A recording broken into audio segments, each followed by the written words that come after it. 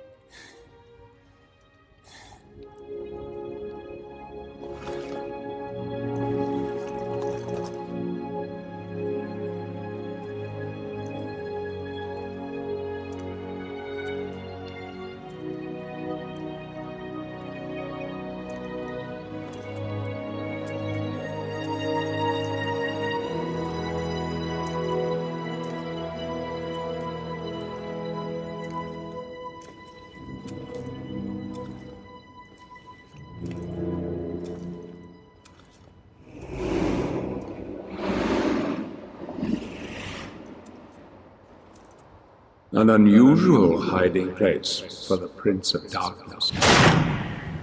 Don't you think? Zobek, where have you been all this time?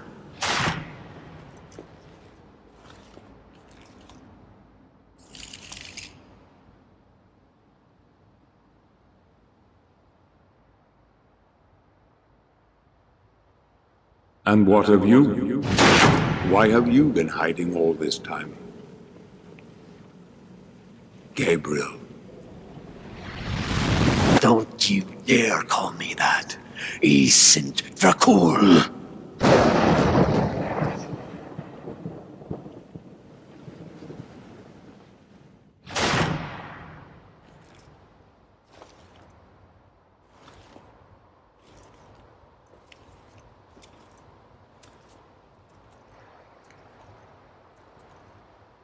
What do you want, old friend? Satan's acolytes are readying for his imminent return. Help me stop him, or you and I will become his favorite pets for all eternity.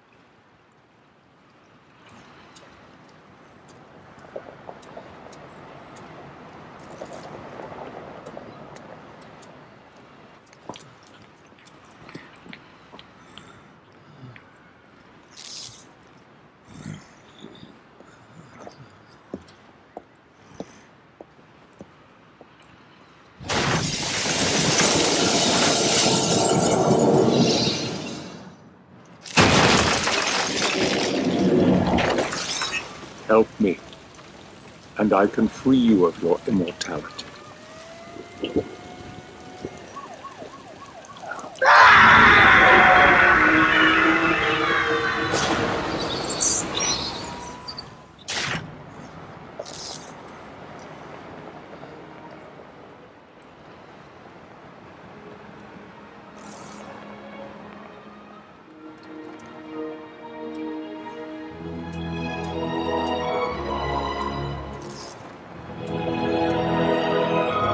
Please, God help you, sir.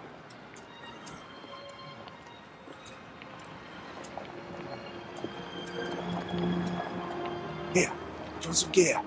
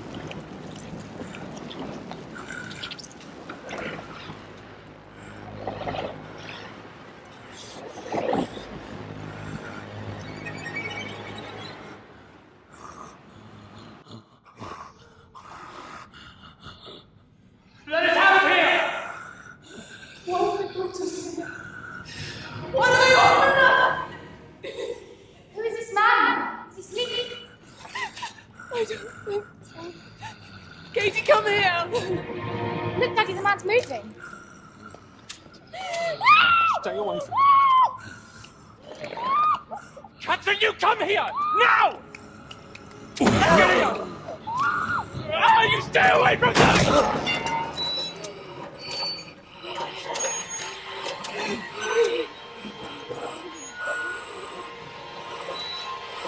Help! Help! Please, come on! No! Let it...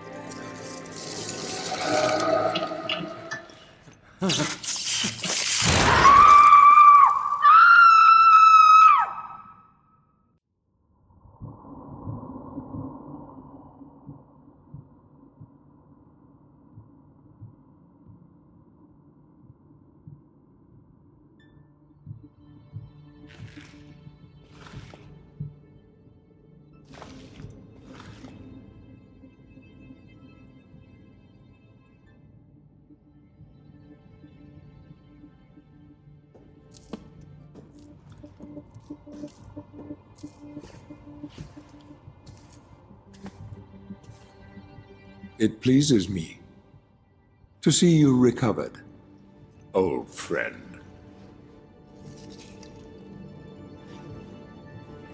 Indeed, old friend. No!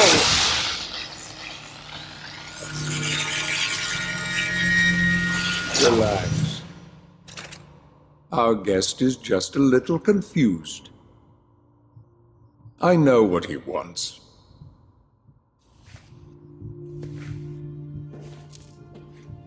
You see before you the legendary vampire killer. Your old weapon, if you recall. The only weapon capable of ending your immortal life.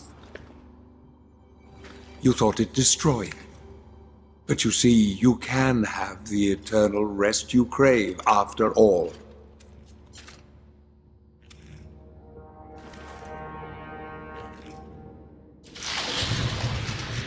But first, you must help me.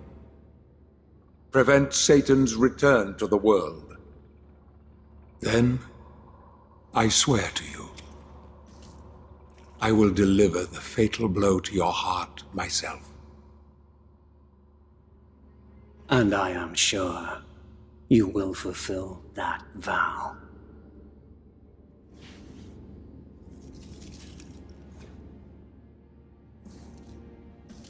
Since you sent Satan back to hell 1,000 years ago, his human offspring, or acolytes, as they call themselves, have been dormant. I suppose that all of us, feared your wrath and great power. But not now. Now, even my bodyguard is more than a match for you. The acolytes know you are weak and are preparing for their father's return. Now they fear nothing. Don't they fear the mighty Zobek? Only you, in full possession of your powers, can defeat them. Follow me, please.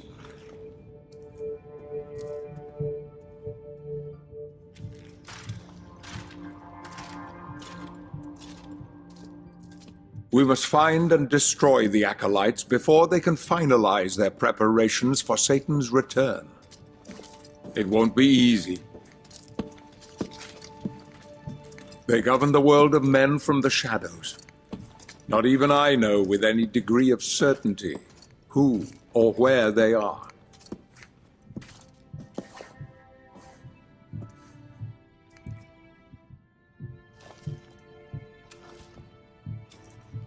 They won't come out into the light unless we can force their hand.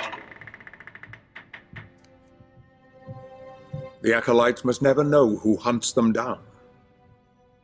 The element of surprise will give us the advantage.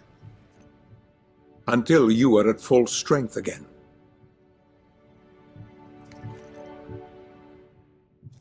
And you don't know who they are?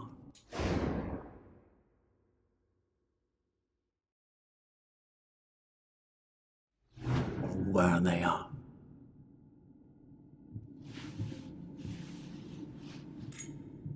Did you know that this city is built upon the foundations of your castle? The acolytes are focusing their attentions here for very good reason. Satan has specifically chosen this place for his return. He means to enslave you first, to humiliate you for what you did to him. Let's get on with it.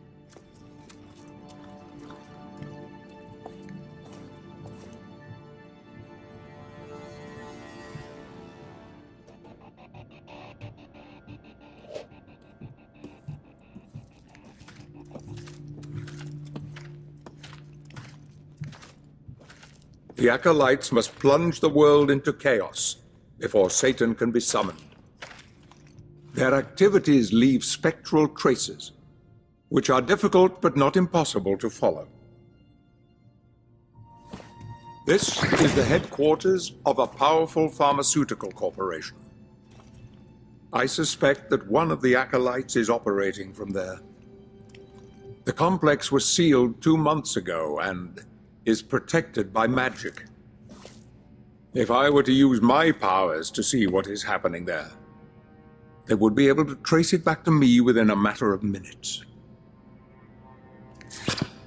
So, I will send you to the corporation via a portal. But we must be quick so as not to arouse suspicion. The longer the portal remains open, the more likely we will be discovered. Look for any sign of the Acolyte, but be careful. What are you waiting for?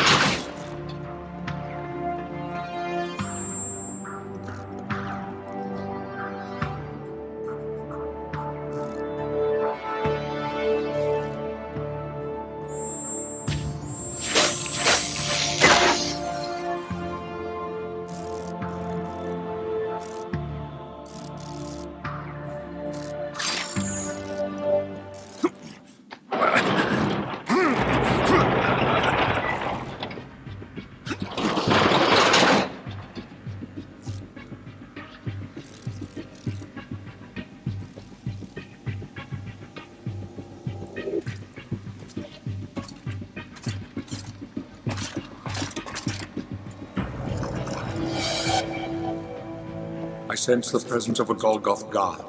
You are no match for this enemy. Hide.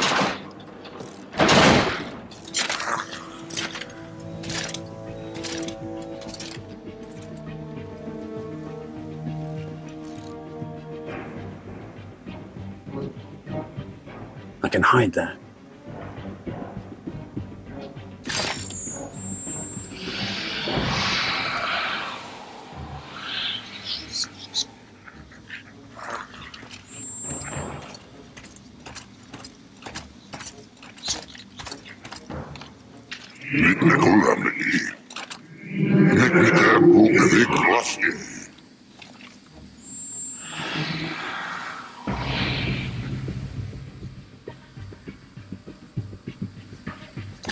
The guard hasn't seen you.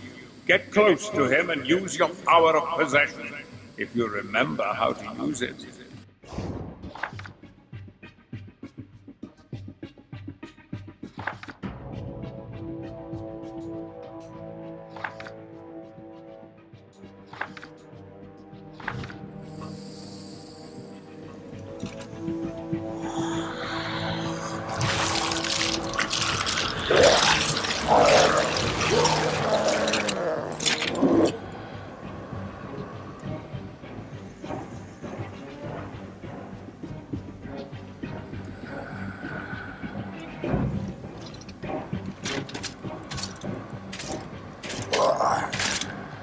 My blood is destroying this being.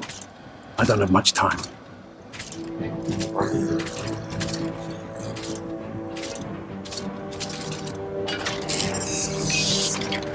Access granted.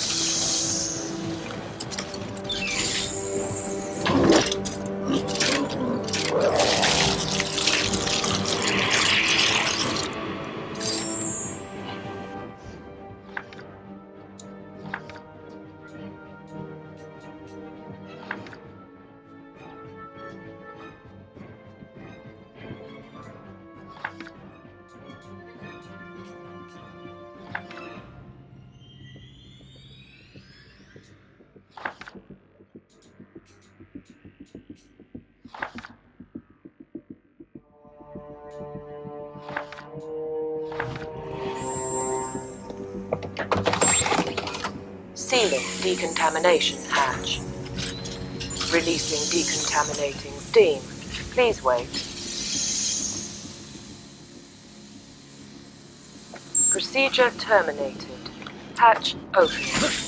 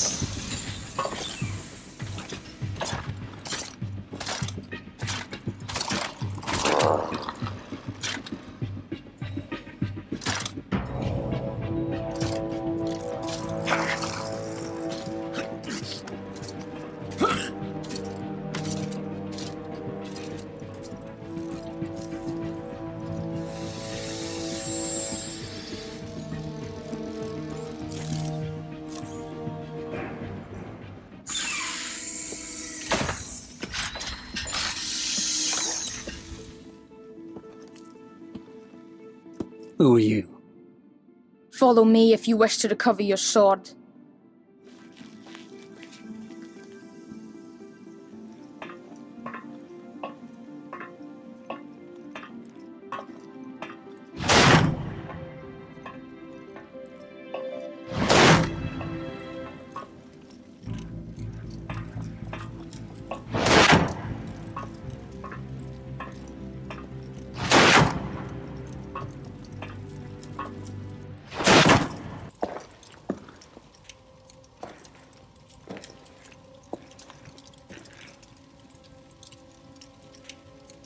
What kind of miracle is this?